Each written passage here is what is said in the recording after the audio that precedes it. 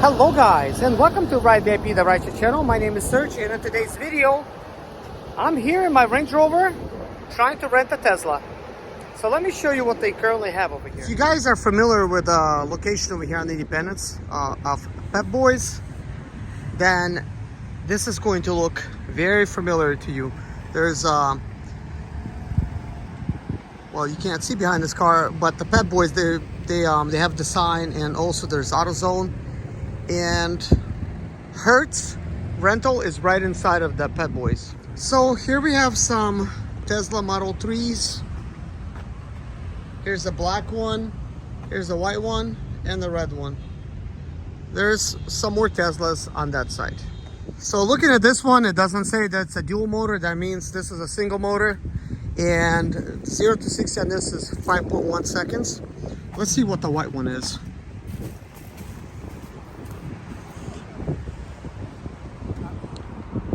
So white one is regular, and so is this one. Guys, unfortunately today is not going to be the day when I'm going to rent my Tesla. I just been inside, wasted about an hour of my time. I had to wait, and there was a gentleman inside. He didn't have insurance. He ended up damaging one of the cars. Maybe he didn't, but apparently they were not buying his story, and because he didn't have insurance, they could not get him into another rental. And that wasted a lot of time because he was over there just raising all kinds of hell, trying to claim that it wasn't him, you know, on and on. This is why I get the optional insurance. Not to try to, you know, tell you that you should, but it's a smart idea to do so with any rental company, because as you know, if you ever rented stuff, they will nitpick the car once you get it back. And when you pick it up, you might not necessarily notice some of the damages.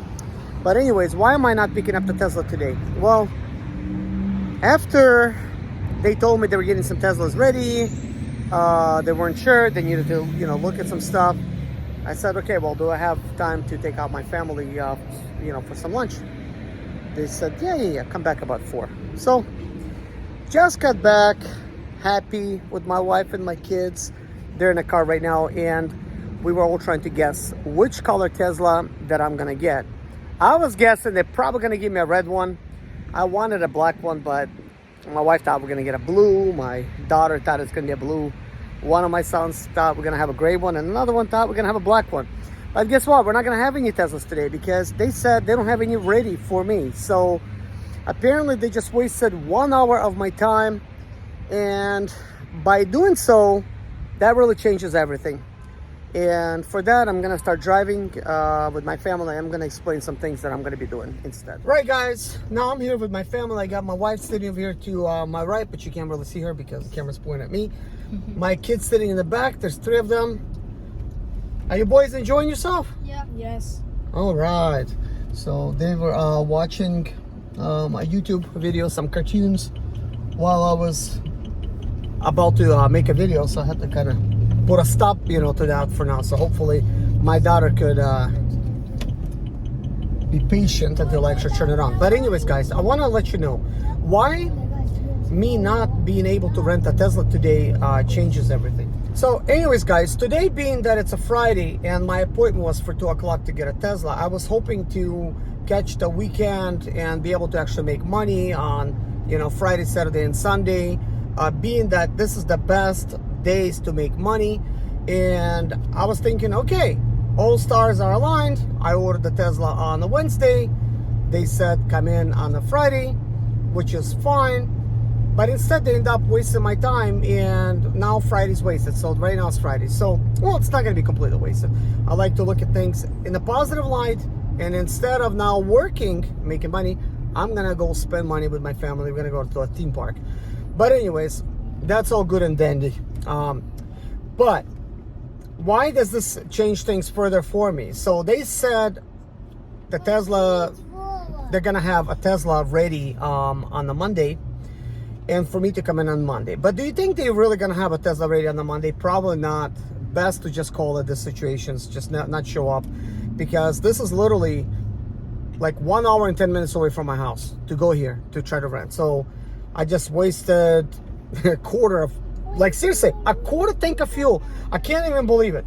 I mean, this Range Rover is hungry. It likes to eat. You know, that's why you got to make money. Try to feed the beast, you know.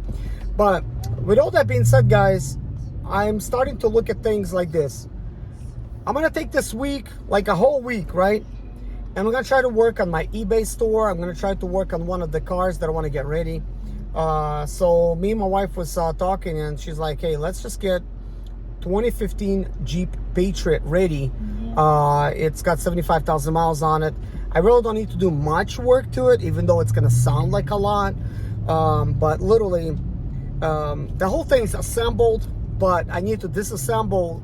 Well, when I say assembled, I need to repaint some parts. So basically, I need to repaint the hood, two fenders, and bumpers and things like that, and polish out the lights.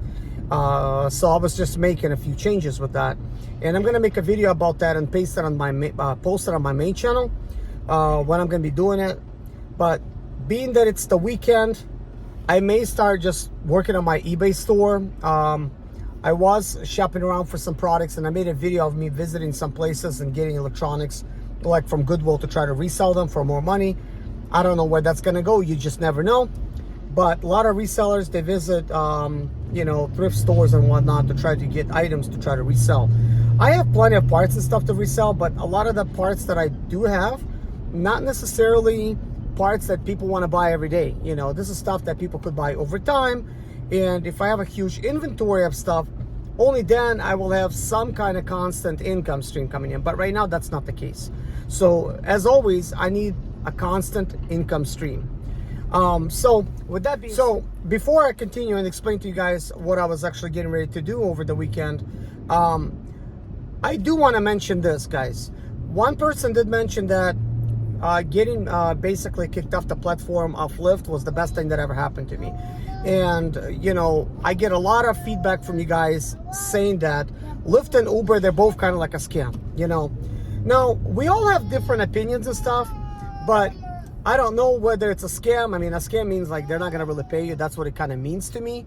But it's a slave mentality. I don't know if you guys could agree with me on that, but it's kind of like the slave mentality, because we all know we're not getting paid enough, yet we return and we try to get more. And of course, we're putting more time in, therefore we're making more money. So, you know, when we're seeing like these huge, sometimes, you know, not necessarily checks, but huge deposits or whatever, could be up to $2,000. We literally have invested like lots of fuel and lots of service and stuff to get that. And at the end of the day, when you calculate, you know, overall money that we have made, it's usually minimum wage, guys. For me, it's like, when I say minimum wage, it's usually like $15 or slightly more than that. Could be $15 to $18. But guys, you've seen that video that I did calculating my whole month income driving a Range Rover. And I don't work every single day, just to, you know, just keep that in mind. I don't work every single day. Sure, I use my vehicle here and there, you know, on short trips and whatnot. But that's not like something I have to do. Like, I'm mainly just at home, taking care of business. With all that being said, a whole month of fuel has cost me $1,800. And when I did the entire calculations, how much money I made versus how much I spent, and then I calculated how much I made per hour just after fuel, not including any additional expenses. And you guys know I have other expenses with the vehicle, obviously. You know, I had to do service to it just this week and order parts and whatnot. Like, and I'm not even mentioning none of that. Not mentioning no, you know, like how much insurance or taxes and stuff I'm paying that vehicle, all the depreciation and good stuff. I'm always being told in my comments that I never mention that stuff. However, I do mention it. So I just wanted to kind of like, you know, get it out there. But I'm just looking at the fuel alone. And after fuel expense, I was making $9 an hour, or slightly more, just slightly more than $9. But that doesn't really change the fact that I am making $9 an hour. And while in Charlotte or South Carolina, we still don't have the minimum wage set to $15 per hour. It's probably around like $9 or something. I mean, I don't know. I haven't even looked. But a lot of states have adopted $15 per hour. Now, with that being said, here in Charlotte, well, I don't live in Charlotte. I'm like pretty much across the border. But Taco Bell is paying $15 for their regular staff. $17 goes towards just, you know, like like lead positions and maybe closers or whatever. But with all that being said, guys, a lot of you said, get a job, just job would be better. And while that is true, I do not want a job. I'm a free spirit. I like to be an entrepreneur. I like to be able to handle business on my own and like to make money that way. But as you know, with any business that you do, first you got to put a lot of effort in, a lot of sweat, I guess, equity into the business. Usually this terminology is used for homes. When you actually fix them up and stuff, it's sweat equity, because you're not going to really see that money. You're just going to see it in savings and then in appreciation of the asset. But ultimately, when you're building a business, you got to invest money in. And I'm at that stage where I'm still investing money into my business. So I do need an income stream, but I don't want to be tied down to a job. So working for Uber or a rideshare company does fit for me. Obviously, it's not Lyft anymore because they decided that they don't want a 5-star driver like me. But if that's how it is, guys, and people like me are getting let go, and I'm not saying I'm the best by any means, but man, I got a business mentality. I handle Lyft and Uber job as a business. I always said that. I dress, for the job. I was planning to go work today. At the very minimum, I'm gonna wear like a shirt, some black pants, just to look, like appropriate, for the job. Even though this is just a minimum pay job, but it makes me feel good. It makes the customers feel good, and I keep everything clean. Always, washing the vehicle, cleaning up the inside, and things of that nature. But if they can't appreciate that, then I'm thinking like, what do they have? Who are they gonna have left? I mean, just think about it. A job pays minimum wage. What kind of people is it gonna really attract? I mean, they're not gonna get the best people. I'll tell you that right now, because the best people have other options out there. And I would put myself in that category where technically I'm not gonna need this type of rideshare job. I enjoy driving. I like it, but I'm building a business, and not just one. I'm doing several businesses, but overall, it's an entrepreneurial mindset. So I haven't had a job since 2007. I don't know if a lot of you guys know that or not, but I don't plan to go back to a regular job, because having a job, it's a slave mentality. So just like this Uber or Lyft job, not that they're horrible jobs, I don't think they're scam, I just think they don't pay enough. So by us working for them for this not enough money, it's kind of like we're a slave. We're just, just basically like a rat on a hamster wheel, We're just spinning wheels in one spot and nothing's happening. For the most part, this is how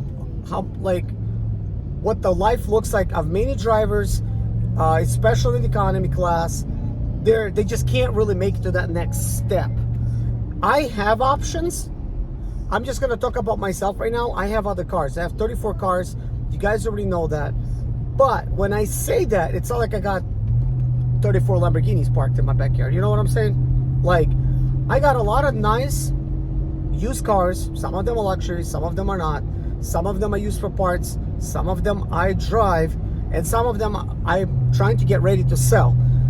But because I'm not focused on one thing, because you should just focus on one thing, my time and my budget is stretched in a little bit, because I like to just do everything at the same time.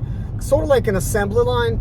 This is kind of why, because when I'm doing just like, let's say like one car and I gotta fix it, there's also times you have to wait for parts. There's gonna be parts that you have to wait till they come in, and you discover something else wrong. So while you're waiting for those parts, like I'm trying to work on another car, that means that other car is almost ready, yet I gotta get another one ready. You know what I'm saying?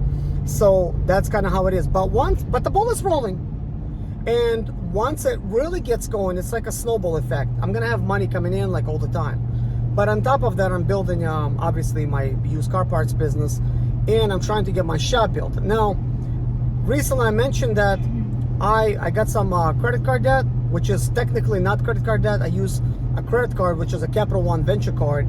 I use it for all my purchases, and then I pay it back at the end of the month. I do not hold any balances on any credit cards.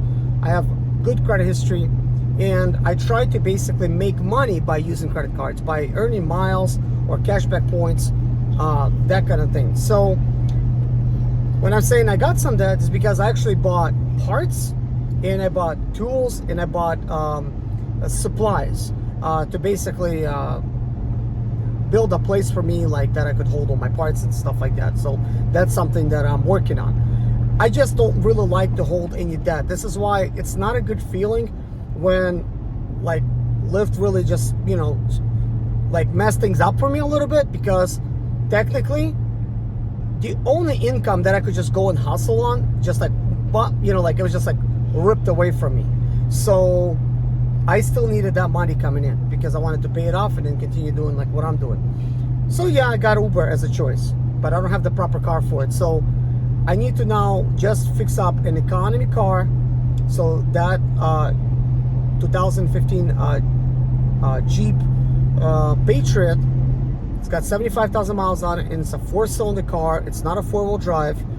It's gonna look nice when I'm done with it, but at the end of the day, it's just an economy car. It's not gonna make me feel good driving it. It's gonna look pretty good, but it's not like driving a Range Rover, but it's gonna be fuel efficient, you know, because it's like pretty much the base model. And what you really want for this type of job, it's a car that you could pay cash for, and it's inexpensive to maintain. And like Jeep Patriot's not going to be an expensive car by any means to maintain, you know, that you could just basically wear down for this type of job. And that's what I'm going to end up doing. Just get that car and try to get it ready. And I just don't know how long it's going to take, you know, to get all that stuff done. But I'm going to give myself a week and see where that goes. And I'm going to update you guys on the whole process. But currently, at the very least, I'm going to wait 1 week before renting a Tesla, because I need to really look at everything realistically. And I think taking it a week should be plenty of time. But anyways, guys, I appreciate everybody, each and one of you. Take care of yourself, guys, and see you in my next video. Bye-bye.